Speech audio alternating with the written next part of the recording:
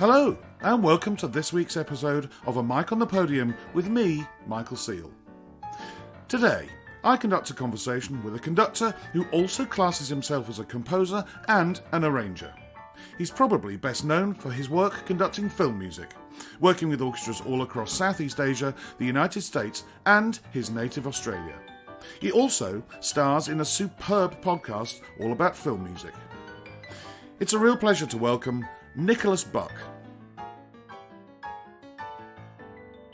Nick, it's wonderful to meet you. Your name was introduced to me by one of my Patreon subscribers, Jen Winley, and she said, I've known Nick really well. You must speak to him, and you must listen to his podcast. And I've now doing both. So it's wonderful to meet you. How are you? I'm great, Mike. I'm very excited to be here. I am not an avid listener of your podcast, I think because I've been so busy trying to create one myself. And as you know, it can be extremely time consuming and takes up a lot of editing time and planning time. But I am very excited to be on. I have had a good skim of your previous guests, and I am feeling extremely humbled by the list of names that you've interviewed before.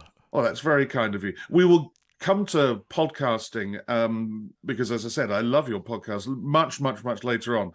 But as my listeners know, I always go back to the very beginning.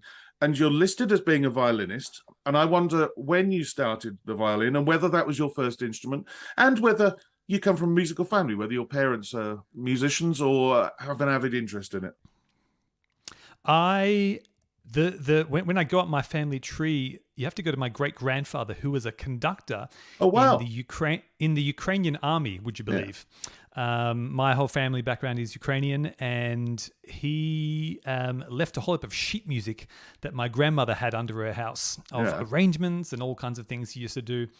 And between him and myself, dare I say, not a musical bone in anyone's body. I actually play my father's violin, and that sounds romantic until you see a picture of him in grade 1, where there were 4 violins and 30 piano accordions in the orchestra. My God, what a noise that must have been. I'm not even going to say sound. What a noise that must have been. What a sound it must have been, yes. He reached grade 1 and then quit. Yeah. And the violin remained in his father's garage for about 30 or 40 years before it came to me. Yeah. And I was about 4 years old when I picked up the fiddle. Yeah. And it's been a love affair with music ever since. Yeah. I do play piano as well, but violin has always been my first primary instrument. Well, I was going to say you do play the piano because I've heard you play it on your podcast. If we go to what used to be called in the old days further and higher education, it's listed that you studied composition at the University of Melbourne in Australia. When did composing become something that became an all-consuming passion to you? Look, about year 8 or 9, really. My mother used to say that whenever I practiced Bach or Mozart on the violin, that I'd always end up adding extra bits. And I'm not talking about cadenzas. I'm talking about just like extra little blibs and blobs. Yeah. And I'd always sort of, be a bit scolded for that. But I think there was something in me that wanted to scratch that creative itch. Yeah. And so I was very fortunate in high school to actually receive private composition lessons, which is pretty rare for a high school. And it really fueled this love affair with writing, with creating. And really, I mean, I was a massive film buff as a kid. I really probably fell in love with film music through that kind of passion for films. Yeah. And, from about year 8 or 9, I was listening to, John Barry Bond scores, and, early sort of 70s John Williams, which as a boy growing up, when you're playing in orchestras, and I was, again, very fortunate to have a high school orchestra, and then locally played in the Melbourne Youth Orchestra here in Melbourne, Australia. These were great sort of mixes of the romantic composers that you'd learn in those orchestras or playing fiddle, and to suddenly hear it, personified on the silver screen was a sort of real eye-opening experience for me. Yeah. And I guess there started my love affair with film music. Yeah. But always was sort of classically trained all the way through high school. And was the idea to go into the film music industry? Was that where you were heading, or were you thinking about writing operas and symphonies and concertos and string quartets? Look, a bit of everything. I mean, Yeah. yeah, it's sort of a dream in the back of your mind, I guess. But I just love music, so I'd be happy to write it and be involved in any way. I became a sort of self-taught jazz musician, really jazz pianist, after studying classical piano, and all of a sudden, that opens up a whole new world of music. Everything from Thelonious Monk, Sinatra, stuff through the 70s and 80s, and just really kind of worked hand in hand with my traditional classical education. All of a sudden, being learning about jazz harmony and extended chords in a way that wasn't Bach chorale style theoretical knowledge. Yeah. Again, went really hand in hand with my compositional brain. And I guess, to be honest, I feel like I use more of that theoretical knowledge of jazz than I do, traditional theory and harmony. Which is and it's a way I think about music when I'm writing it. I don't think of 2-6-5-1. I think of D sus 9 sharp 11, whatever it may be. Exactly. Yeah. Well, you go on, and I'm assuming you're learning the violin and studying the violin all the way through, university, whilst also studying composition. You go on to do a master's in film and multimedia at New York University, which means we're now we're going from a 4-lane motorway or highway down into now what sort of 1 lane, or maybe 1 or 2 lanes. How was that, and the change of culture and all of that, and what differences as a composer were you being taught now? Were you specifically being taught about how to fit it to the picture, or what sort of disciplines did you learn? Look, I'll be honest with you and say that most of my experience that I'd had post-undergraduate, and I must say that I went back to do a master's about 10 years after I finished my composition degree as an undergraduate in Melbourne. A lot of the knowledge that I just had by being a working freelance musician was actually more valuable than anything I got in my master's degree. Now, that's not putting it down, because I think doing a master's gives you a certain focus that really, heightens your it just narrows your focus, really. And, so it got me very used to working with, geeky stuff like samplers, using things like Pro Tools, Logic, Sibelius, all these tools that we have at our disposal, but just got me to really focus on using those tools in a creative way. But they're just the practical elements. I guess in my head, that the knowledge of music, of good music, of what works, what doesn't, often just comes from trial and error in a real world existence. So look, I don't know how useful the master's degree was for me as a film composer. But it certainly, it did things which in hindsight were super valuable. And that's getting out of a rut. I was teaching for many years at some local schools. I was kind of doing the same things as a freelance musician. And all of a sudden, when you move from Australia to America, it's a very different existence. It's a very different world. America is a big place. New York is a big place. And there's often a thing in Australia when you leave the country, that's when you get noticed. And this brings me to my conducting career, in that I really, I was just doing dribs and drabs here and there in Australia until I went overseas. And all of a sudden, boom, it sort of exploded. And whether that's a coincidence or not, I'm not quite sure. But it certainly was a thing. And the last 8 years have been sort of life changing. Well, you've read my mind about my the next question was going to be. Well, I was going to preface it with a little sort of how similar our lives sort of are, in the fact that you were studying composition whilst playing the violin, and then conducting became part of your life. I was a first study violinist and joint first study composer at the Conservatoire in Birmingham, and then had lessons from Jonathan Del Mar, and it sort of started something which then, a lot later in my life, became my life. Did you have any lessons whilst you were conducting at any stage? Because I can cite Jonathan Dermar as being my first teacher. Who did you seek, or were you one of these people? I remember Chris Seaman saying, "I never had a lesson in my life." Are you one of these lucky people who did it that way? I am very lucky. I haven't had a conducting lesson in my life. Well, I haven't had a formal lesson. I've played in orchestras all my life, and exactly. Honestly, that's the greatest lesson is being a musician and seeing what works. Playing under different conductors, you see the great and the horrible, and you get to see and witness firsthand bits of the orchestra being broken down, which is fabulous as a composer because you really see the inner workings. But my first professional conducting gig was really on the back of being a composer and arranger.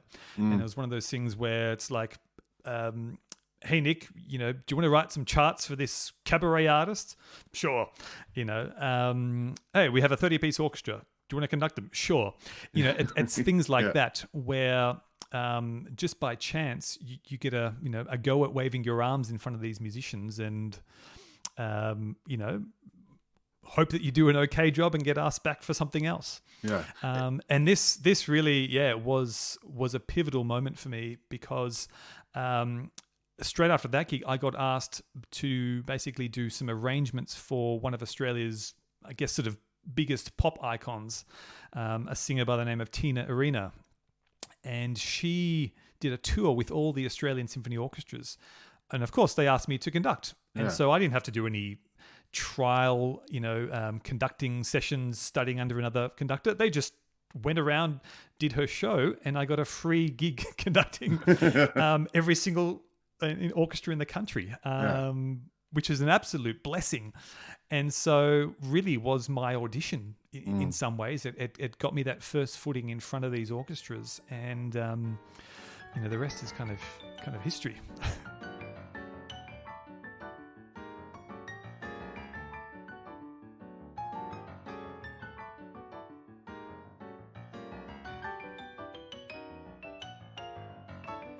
It's a very similar story to Matt Dunkley, who was way back in the 20s in episode-wise, who, spends a lot of time. He said to me 95% of his time in the studio doing film, TV things. And he said, it's exactly the same. He'd done some arrangements and somebody said, well, if you want them, we haven't booked a conductor, you'll have to do it. And he said it was sort of trial by fire. And, the sort of hands and arms, the technical stuff, I completely agree with you. I spent 22 years as a violinist, and I always say my big teachers have been Jonathan Dunmar, Jorma Panela for a brief 2 or 3 week period.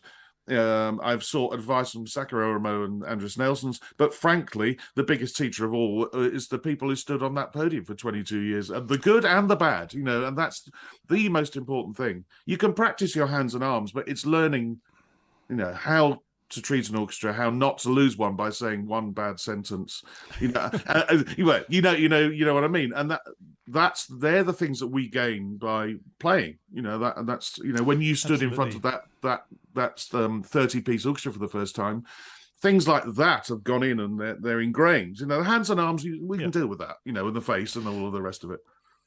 Exactly. And look, I think, being a great conductor is just being a good musician, really. I've seen plenty of amazing conductors who are terrible with their arms. And as a fellow conductor, I look at them and go, I actually have no idea what they're doing and what any of it means.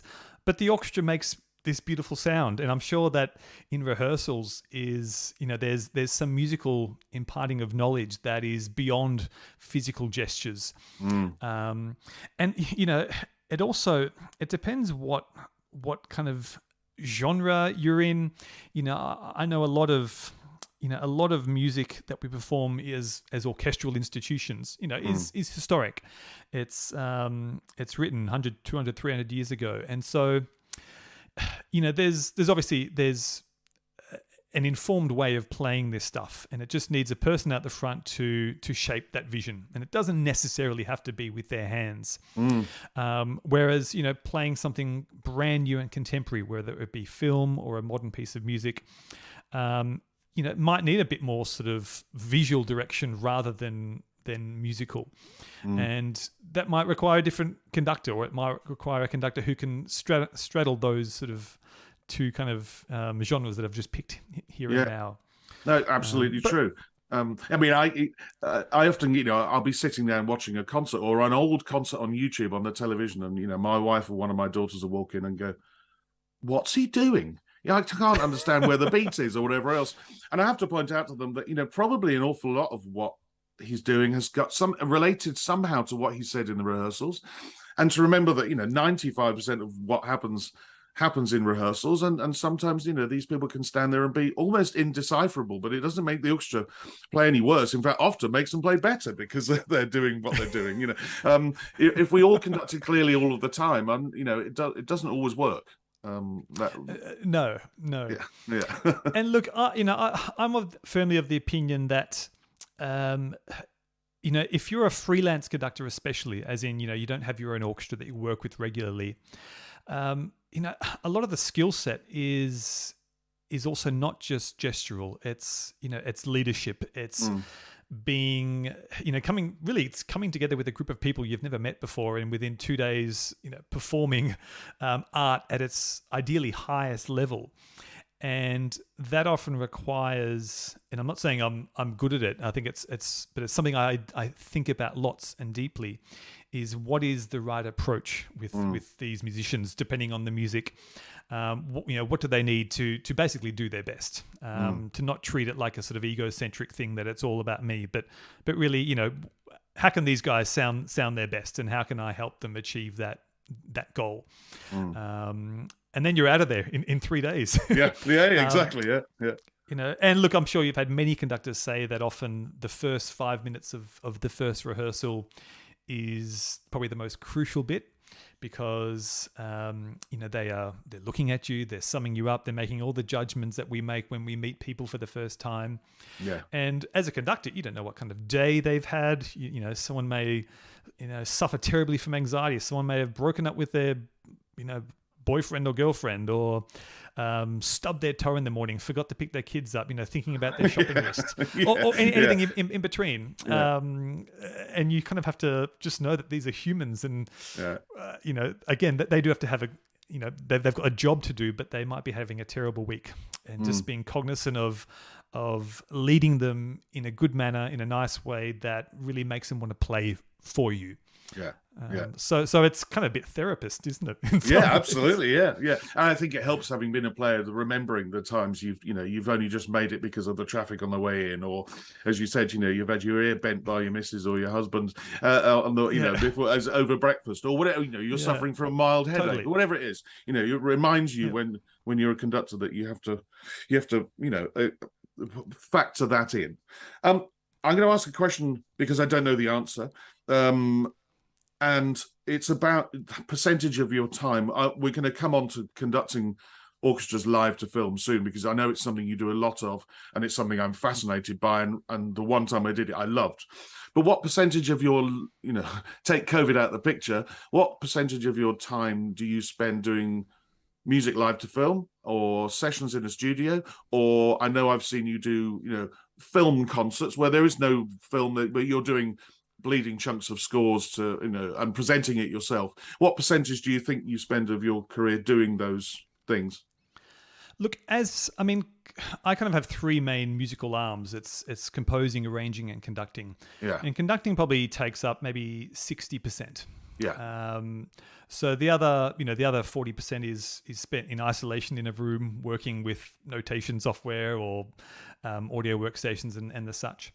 Of the actual conducting, look, I'd say probably 70% is in the live to film world, and then the other 30 is really mixed between, like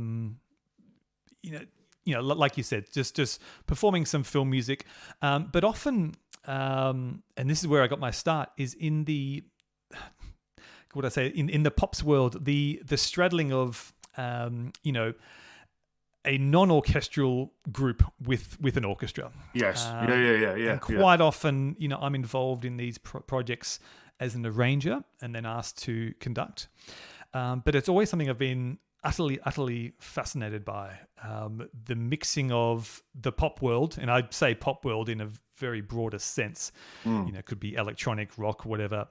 and the orchestral world, because the players and the I guess the viewpoint, even like down to how they rehearse and how they think about rehearsals, is so vastly different. Let alone how they read a stick. Yeah.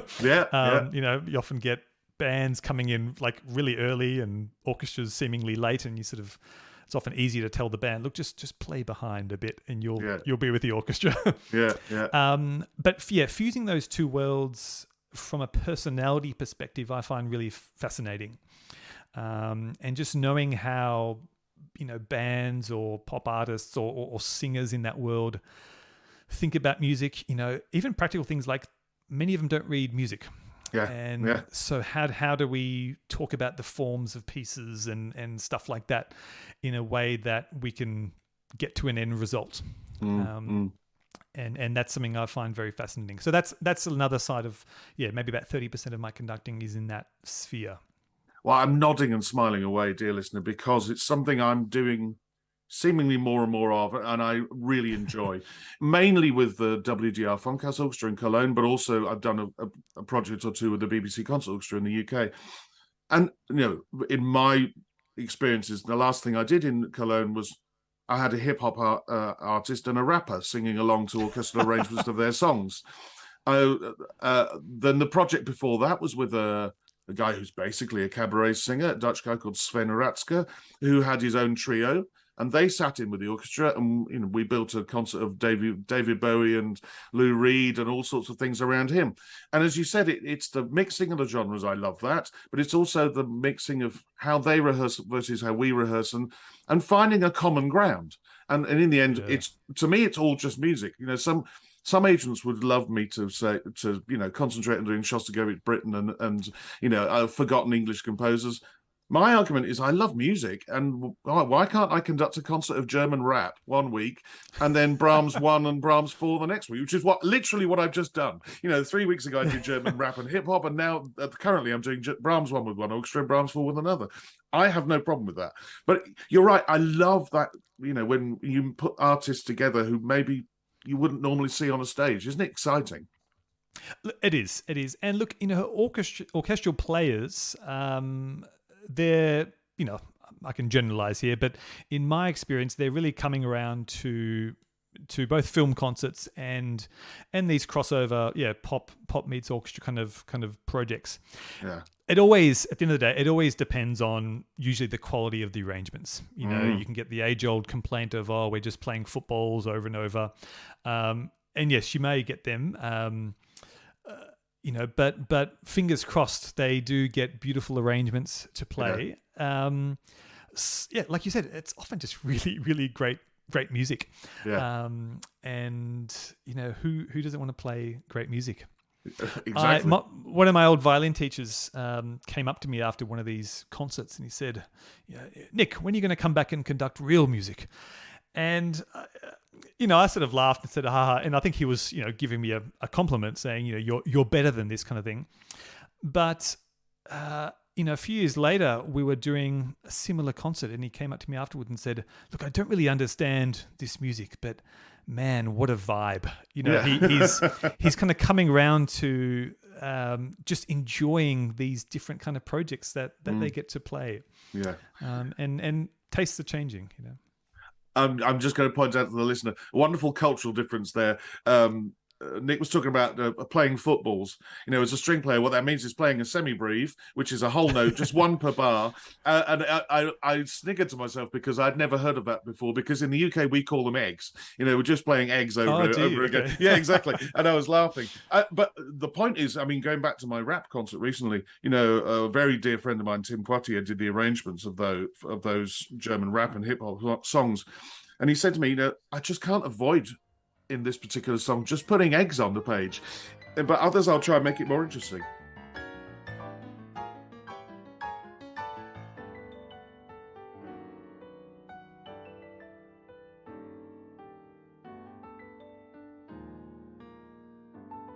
I'm going to go dig in a bit more about two things, really. The guest conducting, which is obviously what you do all the time, and when you go and do it live to film. Now, we've discussed in the past with Ben Palmer and also way back with Wayne Marshall about the system that as conductors we usually use if we're doing something like a Williams score, of which I know you've done more than I think I've ever seen anybody else have done. You've done all the Harry Potters. Have you done all of the Star Wars now? You must have done most of them.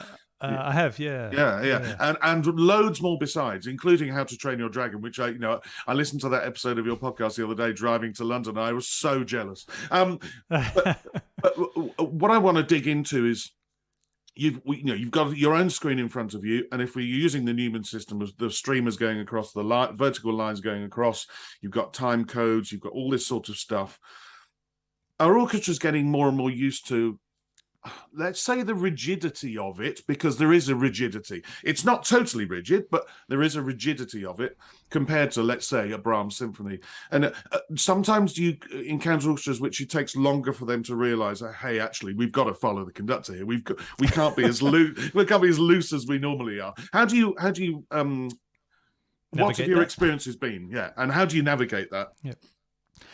Look, I will firstly say that I have changed over the years. Right. Through just doing it lots. Yeah. But I was very nervous to begin with, and very tied to the click track when it was available, and it usually is on most films. Right. Nowadays, however, I would say 90% of the films I don't use a click track. Right. And I guess the artistic goal in my head is kind of to make the orchestra feel like they don't even know that I'm following a screen. Yes. And look, that comes really from two things. One, preparation and knowing the music. And two, being able to read the screen in a way that means you can pivot and adapt when you need to in a way that is just ultimately musical. And look, different composers' music generally lends itself sort of differently. A lot of more modern film scores are very rigid because they're written on grids. They're put into a sequencer at crotchet equals 140, and you can just feel it's been, really mapped to a click track. Yeah. Whereas a lot of the Williams stuff and those more old-fashioned things have that freedom built in because that's how they were recorded. Exactly. And yeah. so, he doesn't use click, does he? He's all done looking at the screen. No. And I guess it's just knowing what really needs to hit most importantly, and then knowing that outside of those moments, you can take. There are moments of freedom that I would rather give the orchestra than have them conform 100% to an existing performance of the London Symphony, for example. Yeah. Now, I'm not for a second saying I don't follow the original guides or anything. Like, I absolutely do, but I just know that I know where the liberties can be taken, and I know where it needs to be right on it. Yeah. And I always think of conducting an orchestra to film is kind of like steering the Titanic, in that if you need them to go faster, you sort of, if you whip up a frenzy with your arms, you can overshoot the mark, and they can they can get the message and then start running away, and you've got to pull them back. Right to starboard, and then the ship turns, and then wait, iceberg, left, right. Yeah. And it can be like turning a ship, and that's just something that you, I guess, get used to, hopefully get good at over the years. And it's quite, to me, that's the thrilling part of the process, is just trying to conduct a performance that might be slightly different every time, but making the orchestra really feel like they're just playing this great score. And then trusting the conductor that he's in the right spot. Well, it made me think of, as I may have said earlier, I did North by Northwest, which is the only one I've done before, which obviously it was recorded in the 50s. It wasn't to click. Yeah. But if you think about the music, I'm thinking specifically now, there's a scene late on where he's approaching the baddie's lair at the back of the big mountain. It's all in 3/8, and By being absolutely rigidly in tempo, what you're doing is creating suspense, because that's what Bernard Herrmann wrote. But then there are other moments, when they're on the train and he first meets the lady who he ends up being, I can't remember the character's name, who ends up getting together with at the end of the film. Then there's more love music and you can be freer. And as long as you hit the places where you need to hit, it's fine. But, there can be some freedom within it. It depends on the nature of the cue, doesn't it? I mean, there was one gunshot in North by Northwest. I had 2 goes at it, and I did exactly what you just did. The first time I was too slow, and so I missed it. The second time, 3 or 4 hours later, I thought, right, I've got to push, and I pushed way too fast, and I had to do a rit to hit the gunshot, and still missed it. And yeah, that comes with experience, which it's an experience I'd love to do more of. But yeah, it's all about the music. In the end, again, it's all exactly. about music. Look, I was just in Singapore last week doing Hitchcock's Psycho, and I mean, apart from the 2 murders in the film, there's really not a lot that syncs up with anything. They're just moods. Yes. It's actually quite incredible how amazing the music is, but it's just, and that's the way obviously Herrmann scored it, that they're just setting moods. And things kind of line up just almost like by coincidence if you're sort of right on it. But it also means that, there's a little bit of flexibility in there to make music. Yeah. And by make music, I mean, not having to be absolutely 100% rigid about it all. Now, Urtext, which is a very classical period, Baroque period word, German word, meaning, going back to the score and what was originally written. Now, obviously, with some of the scores that you conduct live to film, some of the effects cannot be there because it's been put in production, either a synth or something's been laid on the top, which you just can't have. Maybe, you're luckily, you might have a choir, but a lot of the scores, have choirs and you might not have one. So how much time do you spend trying to make it sound like it does on the film? Because when I've done film music concerts, so not with a film, but just orchestra on stage, I spend a lot of time trying to make it sound exactly as it did, so that people would go, "Oh my god, this is what I remember." It's the luxury and weird instrument question, really. What do you do when you haven't got that particular Japanese drum or that particular choir?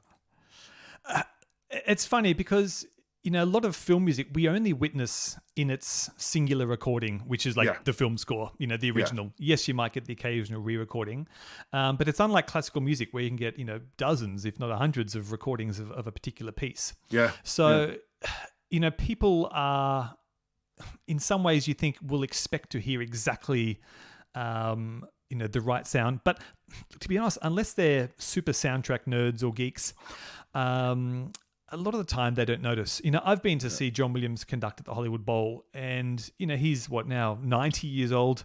Yeah. Some of his tempos are so slow it almost sends you to sleep. But Indiana Jones was ba ba ba ba. Yeah. Wow. Ba ba. Yeah. Like sort of half speed high school band rehearsal kind of tempo almost. Yeah. But it didn't matter. Like people just loved the music and felt it. Yeah. And so look, I will go to a certain extent to try and get a particular sound, because that's as a listener I'm used to that kind of positioning of the microphones in my headphones that they might have used at the session. But I'm less specific about instruments than I am about things like tempos. I'm a real stickler for tempos personally. Yeah. I think that can make or break the excitement and the buzz and the mood of a particular original film score. Sometimes if you do just these, Star Wars, sometimes people do it really slow and it just feels sort of plodding and pedestrian. They're things that I will really focus on more so than say, getting a particular percussion instrument just right. Yeah, yeah. But look, things like choirs, you're right in that we often, in the live film projects, they're put onto synthesizers and they can be a bit horrible sometimes. I did a Harry Potter 6, I think, the other week, and there's this beautiful scene where Dumbledore dies. Sorry if you've had enough time to know the spoiler.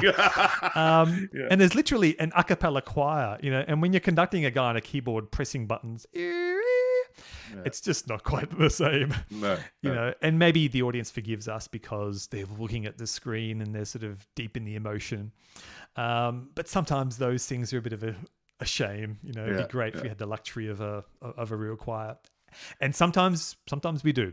Yes. You know, I mean, there's nothing quite... Yeah, nothing quite like I've done the Duel of the Fates with a choir, you know, rather than just putting the brass chords in as is the Ossia in the score. Day. Yeah, it is night and day, and to have them there for that, and also the big battle at the end of episode 3 to have the choir there, even though they're only oohing and ahhing, it's still it's still. You know, it is night and day. It's funny you were talking about geeks. It made me. It's the perfect link into your podcast. But you know, there are certain fans forums where they've talked about this. The John Williams fans forum that they will give you. I've read reviews of my concerts over in the UK where they give you, you know, a score out of 5. I remember making the heinous crime, and I did it until very recently. I always did it, of cutting out the last 4 bars of Hedwig's theme. You know, there's that false ending at the end of Hedwig's theme. Yes. I always hated it, so I just cut it out. And somebody ranted and raved on the fans forum about it. And then, you know, I saw Williams conduct the Berlin Phil recently, and he did them. I thought, okay, I better put them back in. So I've now reinstated them. But yeah, they get very geeky, and that's leads me onto your podcast, which is called The Art of the Score. You have 2 other co-hosts, Andrew Pogson and Dan Golding. As I said, because I knew I was going to interview you, I started listening to your podcast. There are 30-odd episodes. I've already listened to 19 of them on various journeys, and also late at night. And I'm not doing them in order. I'm picking my way through favourite films that I know, and then I'll go into those ones. Yep. Yeah. I love it. Reason being is it's a perfect mix of geekiness, but also informative. You know, sometimes you will go back to the bare basics of musical notation for a listener who doesn't read music. But what also comes across is the 3 of you have an incredible rapport, and you all seem to be as geeky as each other about various subjects, but all of you about film music. So how did it start? Whose idea was it? And how did the 3 of you get together? Have you known each other for years? No, it was Andrew's idea, and he knew myself through his association with the Melbourne Symphony, who I would sometimes conduct. He used to work there. And he also knew a fellow called Dan Golding, who was like a lecturer in video games at a university here in Melbourne. And he sort of thought we were both kind of equally nerdy about film music as he was. And he thought, look, you know, this is 2016, 17 podcasts were really becoming a big thing then. He said, let's just record an episode and see what happens. Yeah. And we all kind of got along really well, you know, in our laconic Australian way. You know, it's a bit of sort of shit throwing at each other. And like you said, we have kind of different, you know, Andrew is, I think he has a master's in jazz, you know, on the saxophone. And so he's a real jazz head, but also understands orchestras from their like administrative kind of programming side of things, which is a very interesting angle. You know, I'm sort of, you know, got the conducting side and composing side, and Dan, who also writes music, has a much more sort of historical. I mean, he just knows everything about the history of video games and film and music. So he's a real encyclopedia. And throwing them together seemed to just be a great mix. So like you said, we just picked films we loved, and shamefully, it's been over a year since we recorded our last episode, and people are gagging for more. However, we actually tried doing one live with an orchestra. We just did it on the music of John Williams a few months ago here in Melbourne. So I was conducting, but Dan and Andrew were sort of hosting, and all the kind of breaking down and dissecting of things and some of the silliness and the jokes and the geekiness we tried doing live with an orchestra on stage as our guinea pigs. And it worked great. We had a choir there, so we could do Duel of the Fates and some of those wonderful moments. And also, you know, breaking down how he builds his orchestrations or uses harmony to create, you know, feelings of romantic moods and things like that. Well, so it's been a real fun, joyous process. I can totally and utterly recommend it. You know, I'm as somebody who makes a podcast, and who didn't listen to one before I made my own at all, really. I've got into podcasts since, and sometimes it can take me a couple of episodes before I decide whether I'm going to invest time and energy in it. It took me about 5 minutes of yours. I thought, I think I'm going to really enjoy this. But it helps also that I spend a lot of my time conducting film music in concert. So, I understand the genre, but you've taught me lots and lots of things I didn't know. And so I can heartily recommend it to anybody. Really, I can.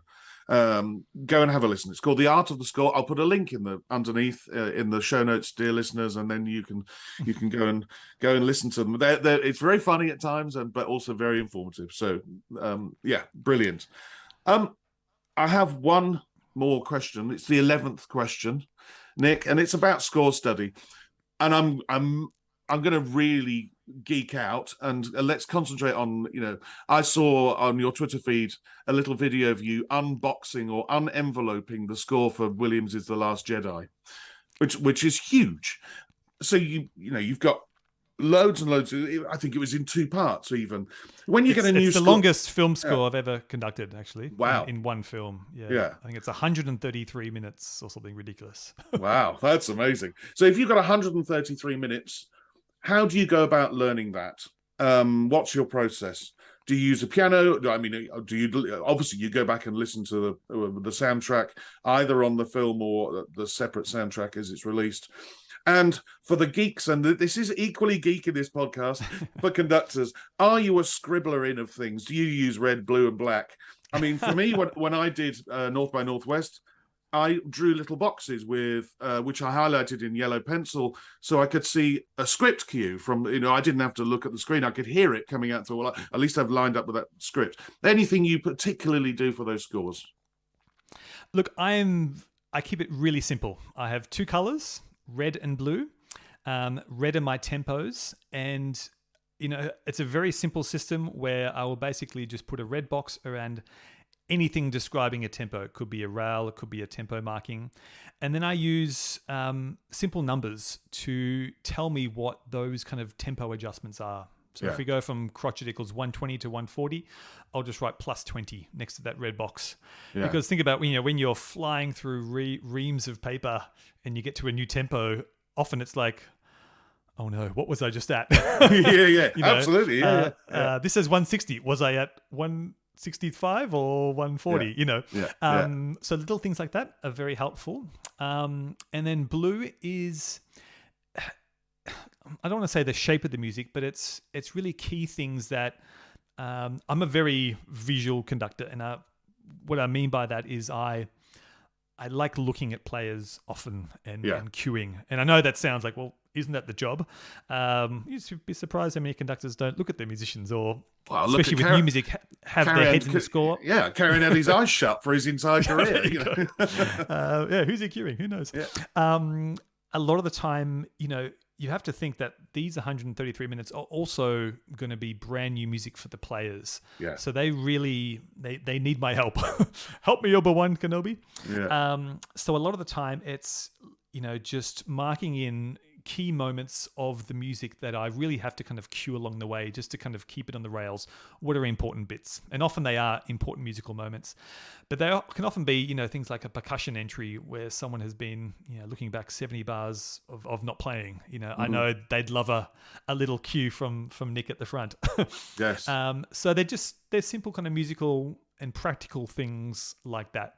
I certainly don't, mark, I'm not marking, structures or things like that. I think that just is something I just like to cram in my brain, kind of like cramming for your finals exams in high school. A lot of these scores get ingested so quickly in such a large amount that it just sort of all fits in my head, and then the next day, boom, it's sort of forgotten about in some ways until I have to do it again. So I really like that sort of hyper plane of focus, just putting all this info into my brain and keeping my scores relatively uncluttered. Yeah, which means then the red and blue pop out off the page at you if there's not too much of it. I mean, and that works for me. Yeah, the listeners will know I'm a red, blue, and black person, and I do write quite a lot of things in my scores, and it helps me learn it. But again, the use of the colours is because it pops off the page. All scores are in black and white, and then if you see a red marking, it means something. I try not to put too much on a page, but of course, if you're doing something in the end, let's say the last 5 pages of the Rite of Spring, it's covered in red. So that's bound to be the case. But yeah, it makes sense, and especially when you've got so much music, if you overfill a score like that and you've got 133 minutes, you'd be there for months of your life doing that. Exactly. And I've seen some conductors' scores which have crazy highlighters, fluorescent tabs all the way down the side of the score, pianissimos, circled with exclamation points and big words quiet or shush. It works differently for different people. But like you said, I just like a simple approach, and to shove it into my brain and absorb it in the weeks leading up to a performance. Dear listener, please don't reach for that little button that advances this episode on by 30 seconds just because I'm about to talk about Patreon. Because over recent months, my Patreon page has expanded, and you may be interested to know how the supporters club of this podcast is developing. There's over 25 hours of interviews with musicians, composers, soloists and managers, as well as 23 bonus mini-episodes that accompany this podcast. I've written an article on score marking, a set of diaries from my trips guest conducting abroad. I've started a series of articles on the art of programming, and recently posted an article about a very interesting way of remembering your metronome markings. Did you know that you can even have conducting lessons from myself? All of this is available at patreon.com/a mic on the podium. And from just £5 a month, you can gain access to this ever-growing resource on conductors and conducting. That's patreon.com. Details and links to the page are in the show notes attached to this episode. Now, the all-important 10 questions with my guest, Nicholas Buc. Nick, it's time for the 10 questions, and I always start with, what sound or noise do you love and what sound or noise do you hate? I'm going to keep it musical. Yep. My favourite musical sound is many horns in unison. Let's say six or more. Yeah. There's just something about that is, it makes the horn my favorite instrument. I don't play any brass, but I just feel like the sound of 6-8 horns all playing the same thing, just incredibly moving. Whether it's pianissimo or huge fortissimo, it's nothing else quite like it. I agree. And look, as for the sound I hate, it is 2 violins in unison. I think that is the worst sound you can possibly hear.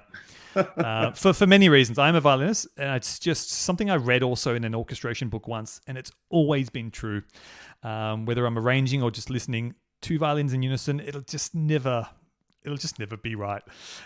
Something about the way the strings vibrate or beat, it's just a horrible sound, in my opinion. And I agree with you. And I mean, there's a famous, I'm going to slightly change the instrument, but there's a famous solo in, I think it's the slow movement, Tchaikovsky's first piano concerto, for 2 cellos. And hardly ever, hardly ever do I ever hear it done with 2 cellos. Normally only 1. But whenever I've seen 2 violins in a score, I'll either make it 1 or 3. 3 works. 2 never does. Yeah, and I agree with you. And octaves are fine. Octaves are fine. But, absolutely. Unison, in unison. Oh God, no. Yeah. My skin's crawling. Sorry. I completely agree. Number 3 is, if you had 24 hours free, what would you spend it doing? I got my first car when I was 15, and it's a 1956 red Morris Minor convertible, which I still have to this day and hardly ever drive it. It lives up at my parents' farm here in Melbourne. But to me, the perfect day would be hopping in that guy and just driving through the countryside, maybe visiting some wineries, dinner at a restaurant, whether it's somewhere here in Melbourne in the Mornington Peninsula or wherever in the world. Just something about escaping in an old vintage car without music, especially if it's a convertible. Just hearing the wind flap over my ears is something so liberating and something I miss. There are answers to this question where I nod and smile politely, but I think to myself, well, I'd never go on a jog, or I'd never go and visit a museum on a day off. I was nodding and smiling this time because I thought, oh, this just sounds like a wonderful day. This sounds great. So yeah, that sounds superb. I mean, I might choose a different car because my dream would be to own, and anybody who's listened to Sakari Oromo's episode, my dream would be to own a Citroen DS from the first ones from the 50s, the one with the weird steering wheel and all of the hydraulics suspension. But either way, what a wonderful. But Mike, does your Citroen have a La Cucaracha horn? Because my Morris does. So that's about the only music I'll hear. Well, if I ever get a Citroen DS, that's a decision I'll have to make. You will. That's 6 horns, not quite in unison. Yeah, exactly. Yeah, indeed. The next question is, who would be your favourite conductor or conductors of yesteryear? Look, I think my answer is probably the ones that I've found so charming to watch. Yeah. And a lot of this is not even in my lifetime, to be on YouTube and whatnot. And that would either be Carlos Kleiber or Leonard Bernstein. Yeah. Did I say Bernstein? Bernstein. Bernstein. I always get the Leonards and the Elmers mixed up. I think it's Leonard Bernstein and Elmer Bernstein. I think it's that way around. Yeah. So maybe I said it right.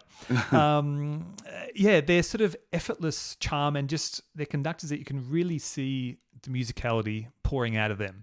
And often sometimes quite dramatic, but often quite minimal. And just seeing the facial expressions and hearing the sound, I find utterly captivating watching those two.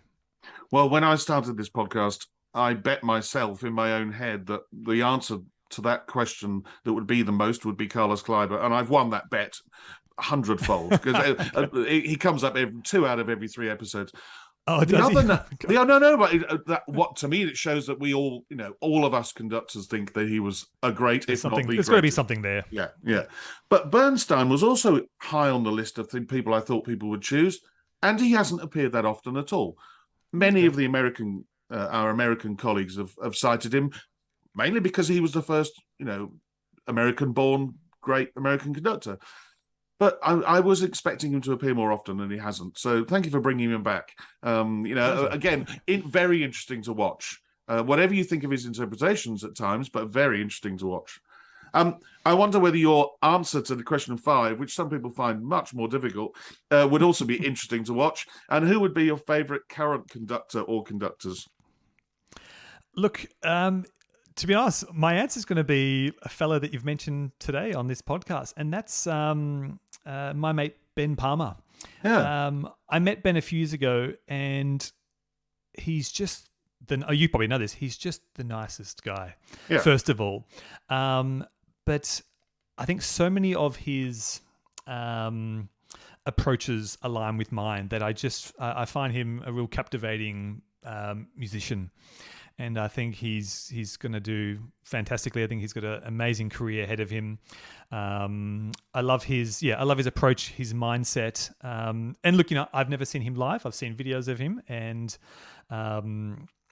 it's there are great things there in his visual style. There's a sort of reserved clarity that explodes when it needs to, and is just utterly clear and concise when it needs to be at the same time. And I think he's definitely a guy to watch. Well, you got me thinking of the fact that I've now had over 110 answers to that question.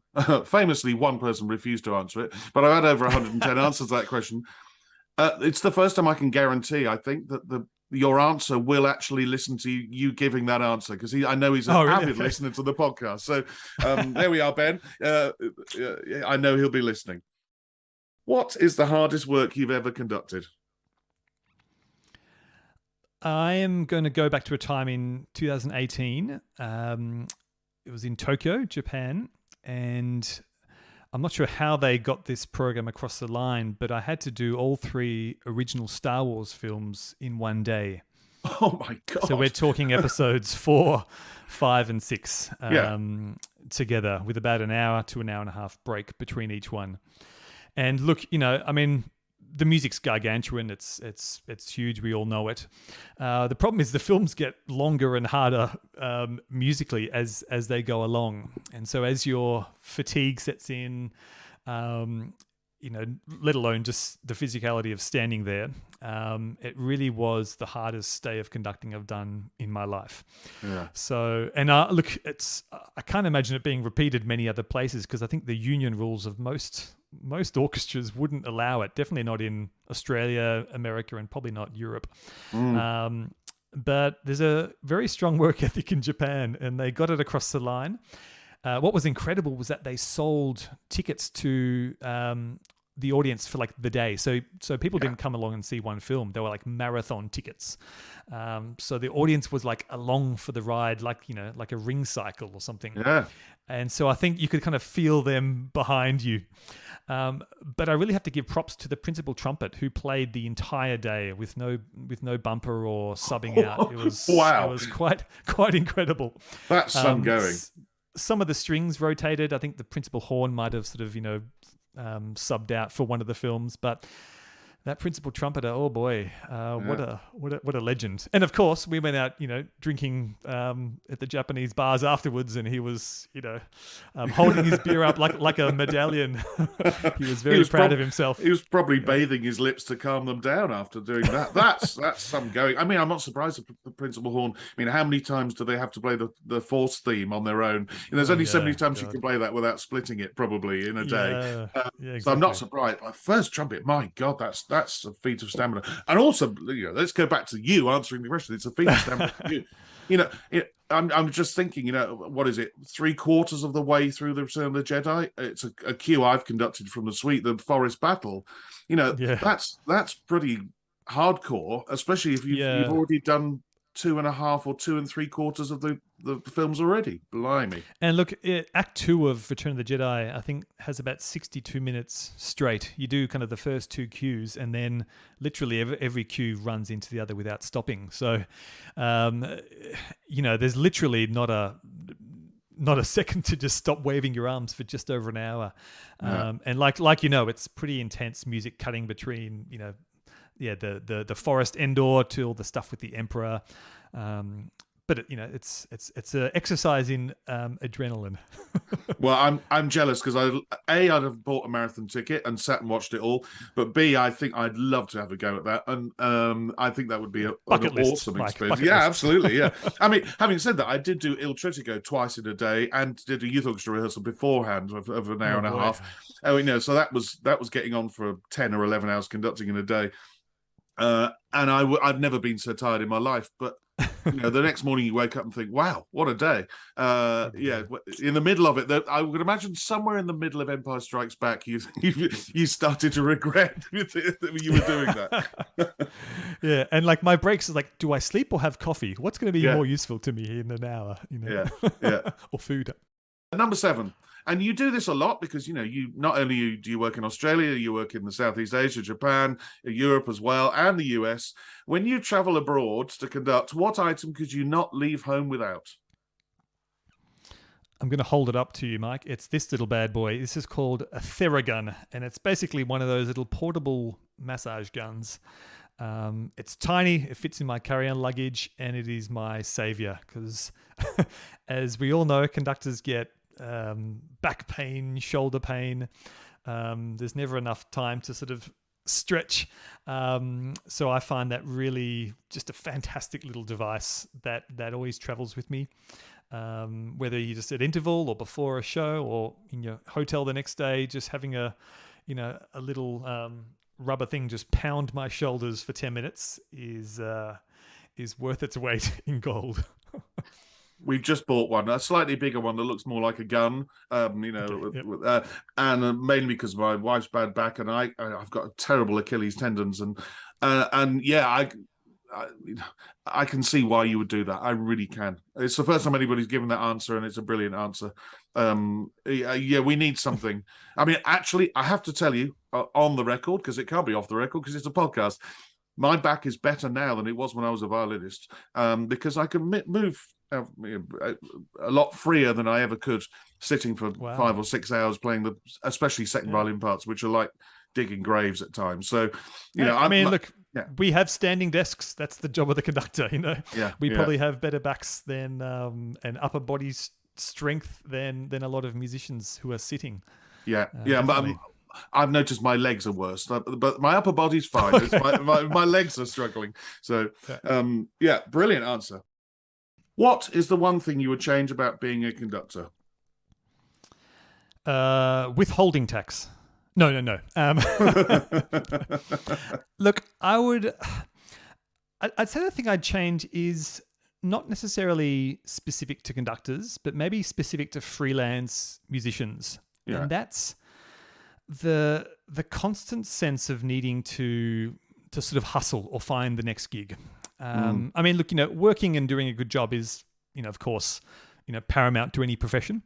And it's certainly not something I take for granted. But I feel like being a freelance conductor is a bit like being an actor in that, you're measured by your past work, but there's also every chance that, you could wake up one day and be irrelevant despite your talent. And maybe that's the freelance lifestyle of many professions, but it really feels that it's a constant source of, I wouldn't say fear, but it's something that is always on the mind. I love music. I love doing it, and I'm certainly very thankful that I'm able to do this for a living. But I don't have my own orchestra. I don't have a tenured position. I'm not on contract. I'm not on salary anywhere. So, there is always this chance that maybe I'll wake up and my services will no longer be required by anyone. Hopefully that's not the case, and hopefully I like to think I would do a good enough job to get hired again. But it is something that is just, I think, inherent in this particular profession, which can be lonely. It can be tiring with traveling. I know these are sort of first world problems in some views, but this is a podcast mainly that conductors will listen to us, so I'm sure they're nodding their heads going, it can be lonely, it can be tiring, and that is something that I do think about, and I sort of kind of wish that I didn't have to. I think, unless you're a music director in 3 continents, or you have, as you called, a tenure position or a title position with an orchestra, I think all of us, I'm in the same boat as you. You have an agent who does a lot of that for you, ringing people up, out of the blue and saying, would you like to book Nick to come and conduct your film music concerts, or Mike to come and conduct your Shostakovich symphonies or whatever, or your family concerts or whatever it is. But we have to do some of that work ourselves. We have to do networking. We have to, speak to chief executives when we turn up to an orchestra for the first time, and we have to do all of that sort of stuff. And that sort of selling yourself thing, which I don't think I'm particularly good at. I'm quite a shy person in that regard. I hate it. Yeah, exactly. Some people are very good at it. Some people are terrible at it, but they do it, and it's horrible because they're kind of a bit shameless about it. But I do know what you mean. It's that's part of the job. There's a reason some of the greatest conductors are very charismatic because it's also a leadership position. And I'm sure internally a lot of conductors are very charismatic, but internally possibly quite anxious and shy people, and they kind of have to turn on the charisma, and probably that duality, fights against their internal soul in some ways. I'm getting a bit deep here, but no, it's good. There's imposter syndrome. There's all these kind of things that we think about. Not just as conductors, but as humans. That's very true. Yeah, and conducting is, you're in charge of a lot. You're in charge of, the combined talent of 60 to 80 musicians, which far surpasses yours. And you've got these big institutions, behind them that are paying you, that are expecting something good, that have their reputation that you sort of have to uphold. It's sort of a lot riding on your shoulders. Yeah, I agree. I'm nodding and agreeing. Number 9, what profession other than your own would you like to attempt? I really would love to be an architect. And I think it's sort of like, it's that great saying, talking about music is like dancing about architecture. I one of my best friends is an architect, but I love shapes and forms, and I think it would scratch a creative itch that I have, but in a completely different way. It's kind of like being a composer, really. You're providing the blueprint that someone else then executes, and you're really you might be consulted, but at the end of the day, it's your vision through someone else's lens. The builders are the conductors, and the architects are the composers. And I get a lot of satisfaction in seeing beautiful houses, beautiful buildings, that I think it would be in like a parallel life to my current one. It would be a really fun thing to be. I'm nodding and smiling because the listeners, any regular listeners will know that I gave exactly the same answer in episode 50 when I was interviewed for this podcast. Yeah. And since then I've mentioned if anybody else has said architect, and I think a couple of people have, that actually there's a similarity between what we do in architecture anyway, and the fact that we are looking at the bigger picture, we are looking at the shapes, we're looking at the beauty, we're looking at the aesthetics of it. But we also have to look at where the wiring goes. And we also have to look at where, and go in on the minutiae. You have to look at a bowing. You have to look at where a woodwind section needs to breathe in a chorale. Yeah. All of these tiny minutiae. Yeah, what sticks that somebody's going to use for the timpani or whatever. Yeah. But practicalities. And so it is a very similar job in that regard. I mean, that's the metaphor I can put on the top of it. But I'm nodding away because your answer was almost exactly word for word what I gave. And yeah, it's something I wished I'd done to a degree. So yeah, brilliant answer. Finally, and it's always my favourite question, not because it's the final one, but because of the question. If the world were to end tonight, what would be your choice of final meal and drink? Look, if I'm allowed to fly somewhere, yeah, of course I would love to have a night, and I've only done it once in my life, at a restaurant in Denmark, in Copenhagen, called Noma. Yes. Which is, to this day, the best culinary experience I've had. It was, 26 dishes of, just random foraged foods. I think there were like 2 meat dishes out of 26. It was incredible. Everything was made by a different chef, and just the worldliness of their approach to food was so amazing and holistic and beautiful that I would love to experience that again, because I really felt like it was just the best thing I've ever eaten. Some matching wines would be nice as well. I certainly won't say no to that. But just having these wonderful chefs come to the table, tell me about the food that they've just made. 26 dishes, 26 different chefs. I mean, what more is there to love? It was a wonderful experience, and I would die in a heartbeat after that if I could do it again. Well, I've said I've been jealous of you earlier in this podcast about How to Train Your Dragon and doing 3 episodes of Star Wars in a day. I'm jealous again because it's a very famous restaurant in the Michelin guides and all of that. It sounds amazing. Whenever I've seen video footage of it, it looks amazing. And yeah, what a way to go out. Absolutely. What a way to go out. Thank you for coming on the podcast. It's been one of those rare occasions where I've listened to your voice for hours now, listening to your podcast. You and Josh Weilerstein are the 2 people who, I've heard over and over again. And it's been wonderful to put a voice and the face together. I've had a great hour or so. And I hope one day we can chat again, hopefully over a glass of wine or a beer and actually chat live. But thank you for coming on, Nick. It's been great. My pleasure, Mike. Thanks for having me. It's it's been really nice chatting with you about all things conducting, and thank you for being an avid listener of Art of the Score as well. We will get back in the saddle, I promise. People will murder us if we don't deliver our promised Lord of the Rings trilogy 9-episode mammoth number, which oh god, I'm tired just thinking about preparing it, but it has to be done. I look forward to it very much. Thank you. Cheers. A Mic on the Podium was devised and produced by Michael Seal, with music by Ben Dawson. Next time, I chat with a Finnish conductor who started conducting at a very early age. She won the Jorma Panela Conductors Competition in 2003 and is currently the chief conductor of the Iceland Symphony Orchestra. But until then, bye-bye.